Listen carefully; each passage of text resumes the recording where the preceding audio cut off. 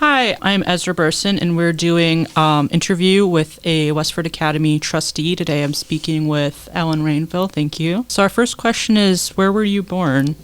So, Ezra, I actually was born on the coast of North Carolina in a small fishing village. That was 1953. My father was a minister there, and one of my brothers was born there as well. We grew up both in North Carolina for a few years and then in Tennessee for 10 years before we moved up to Westford in 1967. Do you notice any differences between living in there versus living in Westford? Well, I'll say that one of the big differences for me growing up below the Mason-Dixon line was the weather. In Nashville, I think there was one snowplow in the entire state. And I remember once when snow shut everything down that it took all of the snow in the yard to make a single snowman. So New England weathers did seem colder when I first moved up here, or my coat was too thin, and weather was a big difference.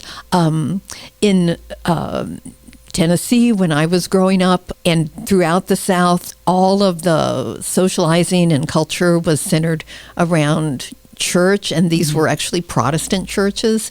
Before I came to New England, I didn't know anyone of the Catholic faith. I certainly didn't know anyone who was Italian. All the wonderful ethnic foods of the Northeast, were completely new to me. There was a great deal of teetotaling in the South, so no one had wine with dinner. So the culture of the Northeast, was very different.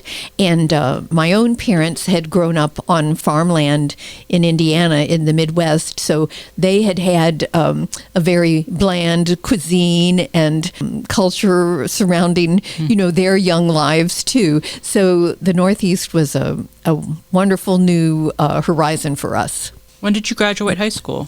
So I graduated from Westford Academy in 1971. At that point, what we now call Abbott School was the academy. So that was the third academy building. There had been, the original Westford Museum building. There had been Rodenbush School, which actually Westford Academy Trustees paid for. And then Abbott, what we now call Abbott, was the academy at the time I graduated. Considering you went to Westford Academy when it was still Abbott School and you're now a trustee, how would you say the academy has changed over the years? I think, we can be so proud of how the academy has developed. And I'll touch on a little history as well, but, it's so sophisticated now. It's so comprehensive. It's a wonderful building, wonderful staff, wonderful offerings for all of our students. It's come so far organically, since the time that I was a student there. I actually was lucky that there was quite an infusion of new young teachers during the time I was attending the academy, and they were enthusiastic and fresh, and that was exciting and an exciting time. I think the academy has a wonderful, unique history in Westford. The same revolutionaries who marched to the Battle of Lexington and Concord ultimately founded the academy in 1792. One of the original trustees, Mr. Carver, was very desirous that his daughter, Sally Carver, be educated. So from the inception, Westford Academy was co-ed. It had female and male students, one of the oldest in the country. And those same progressive citizens, went on to found the subscription library in 1797. So, we can be so proud of, that wonderful civic history and desire to create a wonderful community from the mid-1770s on. You have around 50 years of service in Westford, making you the longest serving town employee. When did you first begin this term? So I'm not sure I'm the longest serving, and I'm not trying to break anyone's record. I'm just still in a job I love. I started in June of 1972. I was the college student who would work any hours and do any task.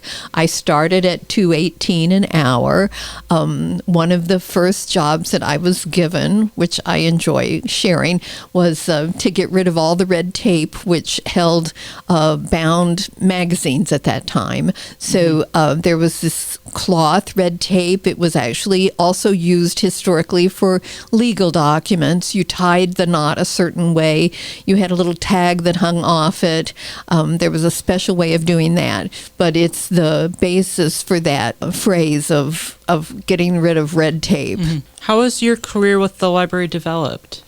Well, I was so fortunate because I literally started at the bottom and I worked my way to the top, and I held so many positions along the way.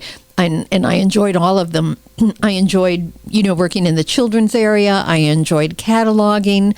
I enjoyed the circulation and the reference desk. So I had a large variety of tasks, and even still as a director, I've held this job longest since 1984. I still have quite a bit of variety. I have to say, when I graduated Westford Academy, I thought I might be a musician or I might go into academia. I didn't know at that time just how much I personally needed a job with a lot of variety to be fulfilling. It's something that the library world brought to me and that I discovered about myself, and that's why I keep staying. What were some of the key moments in your career? So I think in my library career, one of the huge moments, by 1984, we joined the Merrimack Valley Library Network.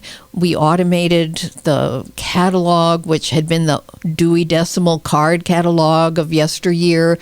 We automated circulation.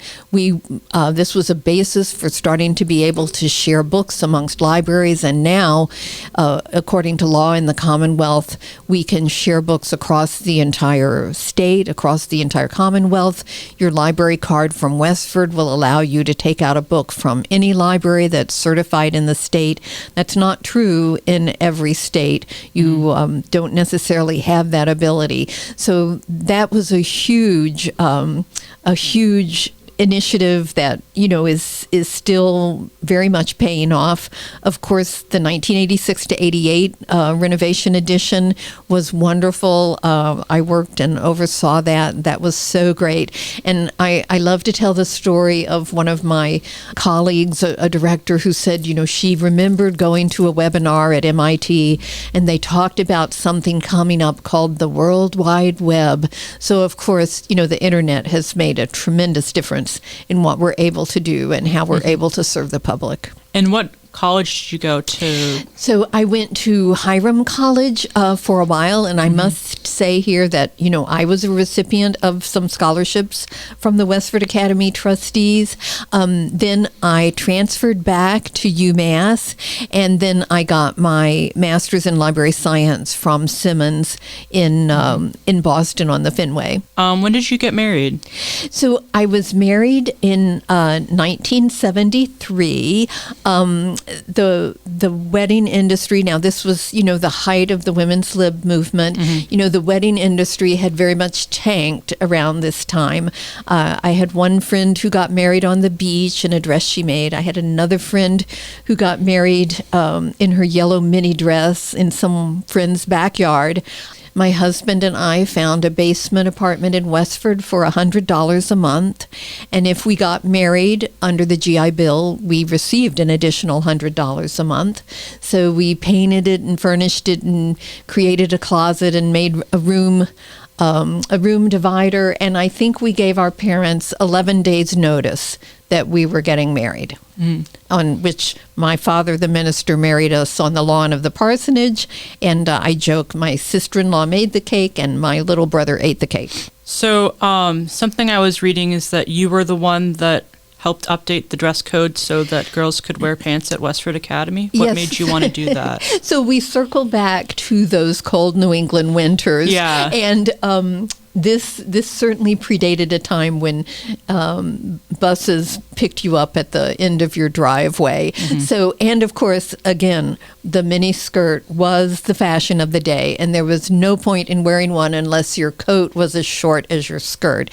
So you can imagine hats, gloves, scarves, boots, all were pretty uncool.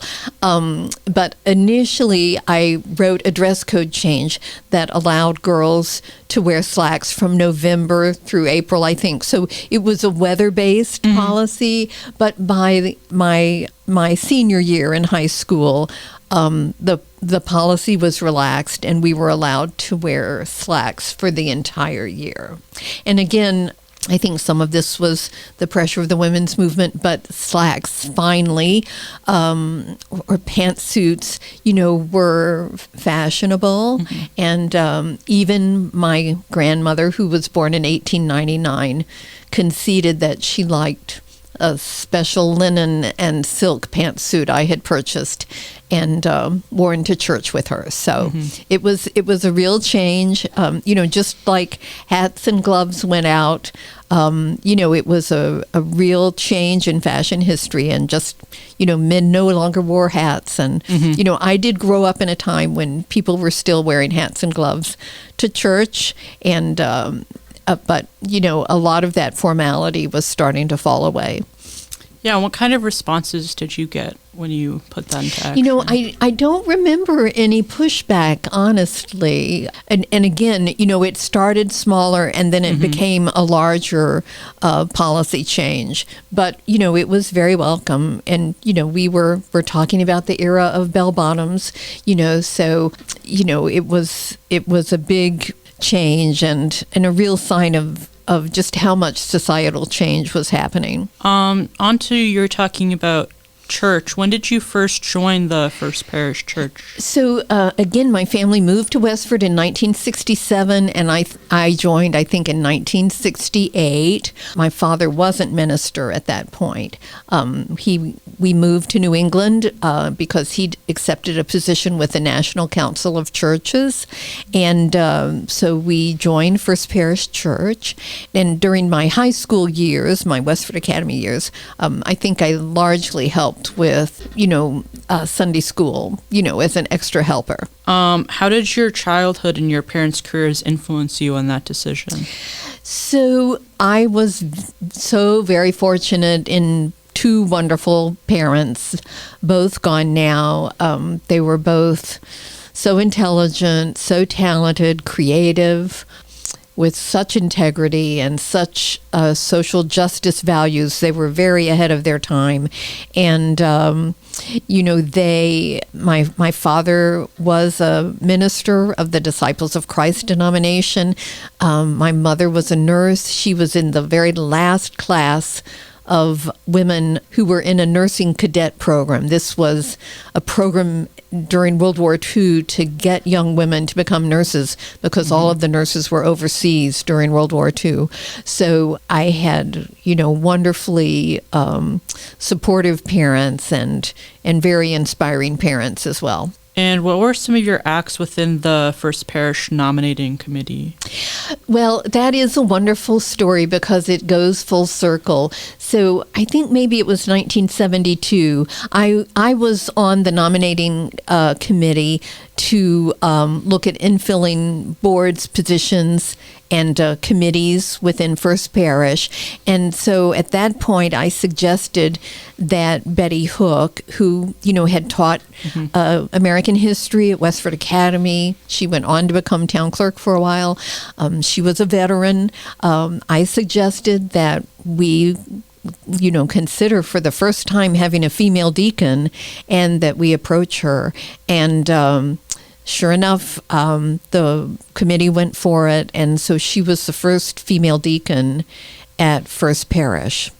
And, I will say, even in 1868, so this was the year that the 14th Amendment was passed, the male congregation of First Parish Church not united at that point, did vote to allow women to vote in congregational matters. So there was a strong feeling that, given the 14th Amendment, that right should be given to women. But this was the first time that a woman had been any kind of officiant within the service. And then I also was on maybe three different minister search committees.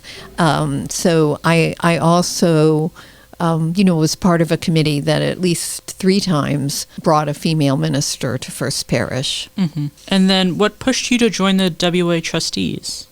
Well, so that's where that circle closes again.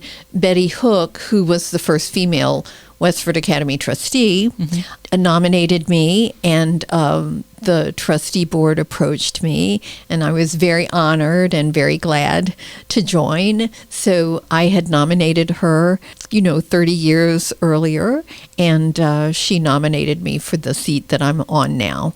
And what are some of the roles you took as a trustee? So I think my biggest contribution as a trustee, I believe I joined in 2004 and became secretary in 2007, and that's an office I'm still holding. So I think what I've really brought to the trustees has been a lot of my organizational and administrative skills, and also, I've worked in public service and with nonprofits and on committees and boards and collaboratives. So, but I think honestly, the trustees are in a wonderful place now for such a long-term, ongoing, uninterrupted board. They have documentation going back to 1792, and there was a great deal of care to maintain that. Betty Hook and former Superintendent Lloyd Blanchard, Jeff Hall is continuing that. He's past president at the moment, but certainly during his presidency. Former trustee Bill Cody helped an initiative to digitize a lot of the historic records. So maintaining the records, maintaining access, and then poising the trustees next to do more development and bring new members and new funds is the place where the trustees are now. And what are some of the challenges you'd say you faced as being a trustee? I think that this organic change and needing to become a more outreaching board where we attract funds from alumni and do more public relations and outreach about what the trustees do. I think that's been one of the biggest challenges. The board is custodian of many, many named scholarships and the original trust funds from the 18th century.